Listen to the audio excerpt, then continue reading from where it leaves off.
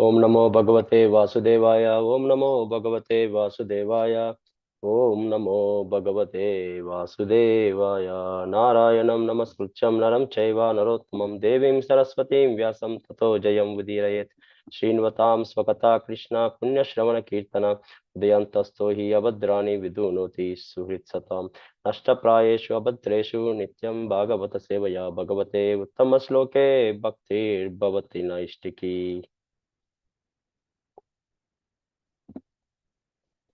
So today's topic is from the Canto Hare 4th, Krishna. Chapter 2. Prabhu is here, Prabhu. Yes, Radhari Prabhu, Prabhu is here. I can share the screen. Prabhu, you can start. Hare Krishna.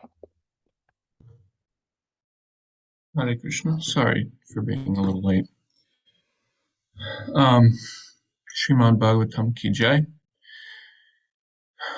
Or Bhaktivinoda ki jai. Yes, we're on chapter 2 of Canto 4. This is exactly following this description of some of the genealogy of the universe. And Vidura is hearing from Maitreya about how Sati and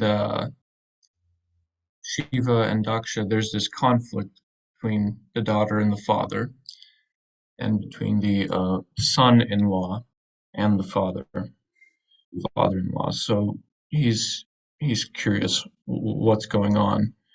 Why is this? And here we hear his questions. So Vidura Uvacha Bhave Shila Vatam Shreshte Daksho Duhitrivatsala Vidveshamakarot kasmadanadrityatmajam satim.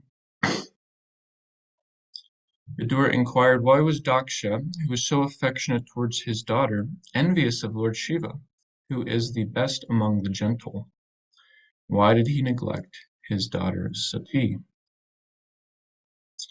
Purport: in the second chapter of the fourth canto, the cause of the dissension between Lord Shiva and Daksha, which was due to a great sacrifice arranged by Daksha for the pacification of the entire universe, is explained. Lord Shiva is described here as the best of the gentle because he is not envious of anyone. He is equal to all living entities, and all other good qualities are present in his personality. The word Shiva means all auspicious. No one can be an enemy of Lord Shiva's, for he is so peaceful and renounced that he does not even construct a house for his residence, but lives underneath a tree, always detached from all worldly things. The personality of Lord Shiva symbolizes the best of gentleness. Then why was Daksha, who offered his beloved daughter to such a gentle personality, inimical towards Lord Shiva so intensely that Sati, the daughter of Daksha and wife of Lord Shiva, gave up her body? Hastam chara chara gurum nirvairam shantavigraham atmaramam katam dveshti jagato daivatam mahat. Translation: Lord Shiva, the spiritual master of the entire world, is free from enmity, is a peaceful personality, and is always satisfied in himself. He is the greatest among the demigods. How is it possible that Daksha could be inimical towards such an auspicious personality? Purport: Lord Shiva is described here as Charachara Guru, spiritual master of all animate and inanimate objects. He is sometimes known as Bhutanath, which means the worshipable deity of the dull-headed. Bhuta is also sometimes taken to indicate ghosts. Lord Shiva takes charge of reforming persons who are ghosts and demons, not to speak of others who are godly. Therefore, he is the spiritual master of everyone, both the dull and the demoniac, and the highly learned Vaishnavas.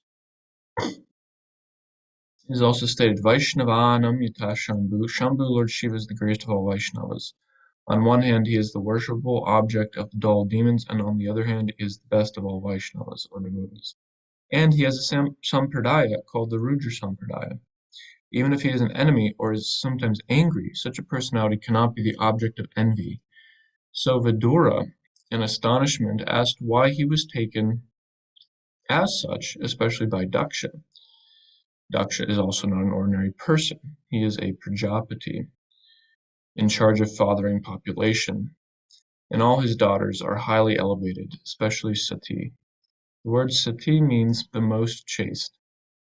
Whenever there is consideration of chastity, Sati, this wife of Lord Shiva and daughter Daksha, is considered first. Vidura was therefore astonished. Daksha is such a great man, he thought, and is the father of Sati, and Lord Shiva is the spiritual master of everyone. How then could there possibly be so much enmity between them, that Sati, the most chaste goddess, could give up her body because of their quarrel?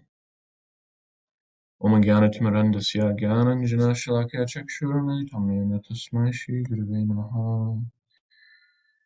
Shri Chaitanya Manobishtam Sthapitam Yena Bhutale Swami Pulakaramayam Dhrati Swaparantikam Vandeham Shri Guru Shri Yuta Parakamalam Shri Gurun Vaishnavamscha Shri Rupam Sagrajatam Sahagana Raghunatham Vitam Tam Sajivam Sadvaitam Savrutam Parijana Sahitam Krishna Chaitanya Devam Shri Radha Krishna Padam Sahagana Lalita Shri Vishakhanvitamscha Panchakalpatarubhishya Kripa Sindhuvya Paritanam Pavanebhyo Vaishnavebhyo Namo Namaha Jai Shri Krishna Chaitanya Prabhu Nityananda Shri Advaita Gadadhara Shivasari Gaur Bhaktavinda Hare Krishna Krishna Krishna Hare Hare Hare Rama Rama Rama Hare Hare.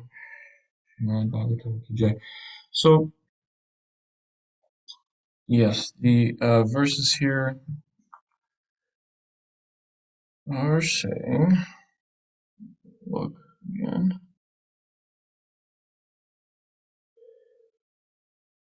Bhave Shila Vatam Shreshte Daksho Duhitra Vatsala. Daksha, who is Duhitra Vatsala, Vidura is incredulous. He can't believe that he's hearing there's this conflict. And he's actually asking why. Kasmat, why would there be such thing? And we'll hear in the next verse that he's wondering how could there be such thing. So he says, Daksha was Duhitra Vatsala. He was very affectionate towards his daughter.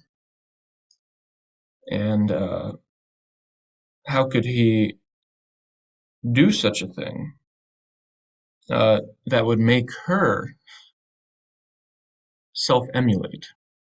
Self-emulation is when Sati, through mystic power, or not, self-emulation could just be you pour a can of gasoline on yourself and light it on fire, but self-emulation means you've lit some fire and you're burning yourself alive. How could Sati be moved to do such a thing by her father? If he was so affectionate. So the door is asking, and he neglected her. Anadritya Atmajam Satim. He kind of without caring for his own child. How could Daksha be so blind? How could he be so selfish that without caring for his own child, neglecting his own child, who he was very affectionate for, he could vidvesham akarot. He was made to. He had vidvesha. He had this envy, this hatred towards Shiva, who is described here as Shilavatam Shreshte, the best of the gentle. And then the next verse here, he's asking this Shiva, he describes Lord Shiva a little bit more, Vidura, saying that he's the Lord of the gentle, and then he's Shanta Vigraha. He's the very form of Shanta, Shanta Rup, Shanta Vigraha. He's how does Prabhupada translate? Having a peaceful personality. So Lord Shiva is kind of, as Srila Prabhupada expressed in the purport, that, and we will hear in this chapter coming up, Lord Shiva was quite uh, detached in a sense. He didn't uh, have this. We call it sometimes in English bullheaded. People are bullheaded. They get very angry very quickly, and they're ready to charge. They're ready to hit you. Um, Mars energy, so to speak. Some people have that energy. And we heard about it recently in a class talking about the different gona vrittis, gona rasas. You have sthayi bhavas. This is from Bhakti Rasamrita Sindhu, sthayi bhavas and gona ratis. So the gona ratis are the 7 secondary rasas by Rupa Goswami's measure. One of them is Raudra. Not Raudra. Anyways, maybe it is Raudra, but it means anger.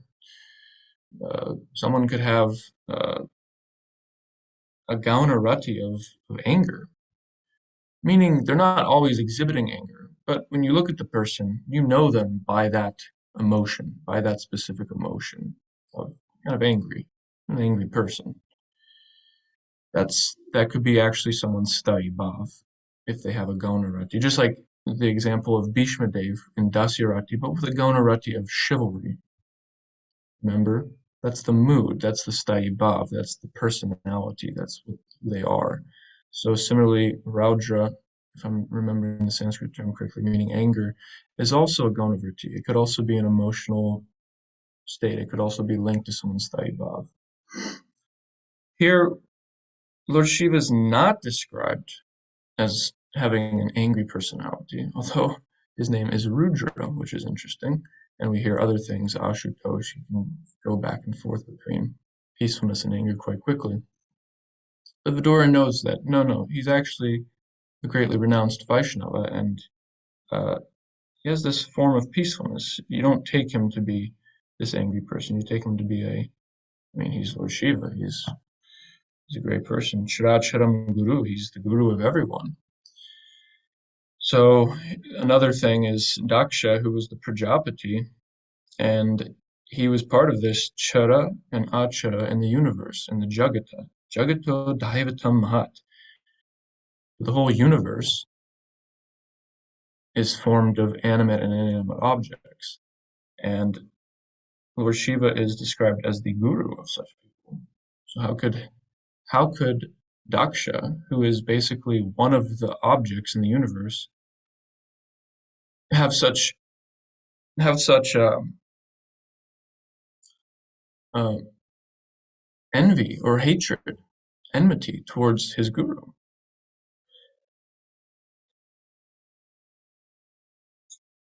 Lord Shiva is Shanta Vigraham. Why? Why is he a peaceful personality? Here it's described he's Atmaram. So he's self-satisfied. So he's at that platform of being self-satisfied. And that's the issue whenever we have just like in Bhagavad Gita, how Krishna describes the stages from how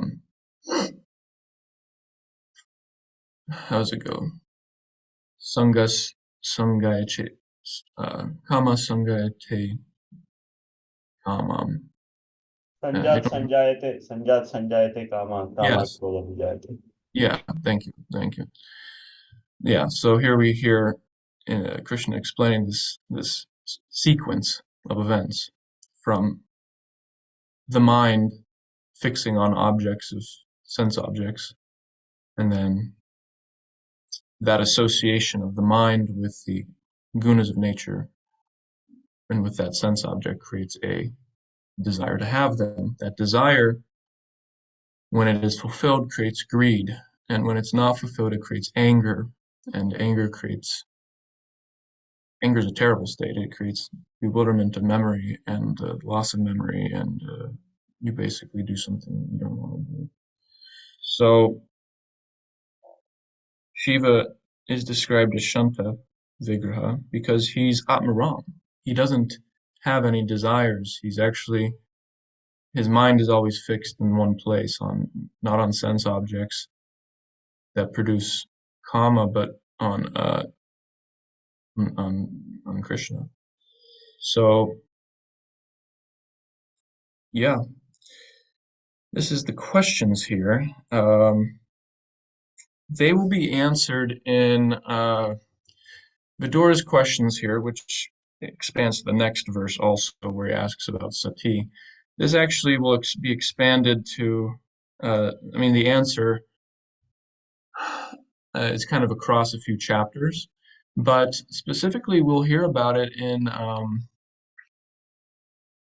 how could Daksha do this? Why is Daksha like this? Daksha is a great personality and Shiva is a great personality. How could there be this fight? So we actually hear the backstory in chapter 2, but in chapter 3, we hear a later story where Lord Shiva will actually instruct Sati. Sati wants to go to another sacrifice, a great yajna at her father's house, and Shiva says, "I'm not invited." And Sati makes a bunch of arguments why we should go anyways. And then Shiva explains the main reason how Daksha can do all this, how he can neglect his daughter, neglect his son-in-law, offend his son-in-law Shiva, who's a great personality, and his own great qualities as Daksha, as Prajapati of the universe. He how could those qualities be as if non-existent? The answer will be pride. Actually, he had pride. That is actually the answer. Daksha was proud, and therefore he was angry and envious, and that will be explained in Lord Shiva speaking to Sati in chapter 3. Another interesting point, Lord Brahma, he upgraded Shiva from the point of the first instance where Daksha insults Lord Shiva to this chapter 3 instance where Daksha is inviting everyone to his home for yajna. Brahma basically had promoted. He given Daksha a promotion in his universal management. So that's one way to increase someone's pride and have them fall down, is to promote them, give them some flattery. It's called flattery. We're always meant trinata pisunichina, amanina manadena, right? We're meant to not want praise for ourselves and give all praise to others, all honor. But if we are getting a lot of honor, getting a lot of praise, even if we don't ask for it, it's a dangerous thing. That's why we see Vaishnavas run away from that. They shy away from that. They have to direct that upwards towards their guru, towards Bhagavan, towards other Vaishnavas. Because when you get praise, you get praise. If you have a material body, if you are a jiva in this material world, that can affect you. Doesn't matter how advanced you are, that could affect and will lead to fall down. So we'll hear the answer about, just a sneak preview, it's pride. So the next few weeks we'll hear more. I guess I'll end there. 6 o'clock.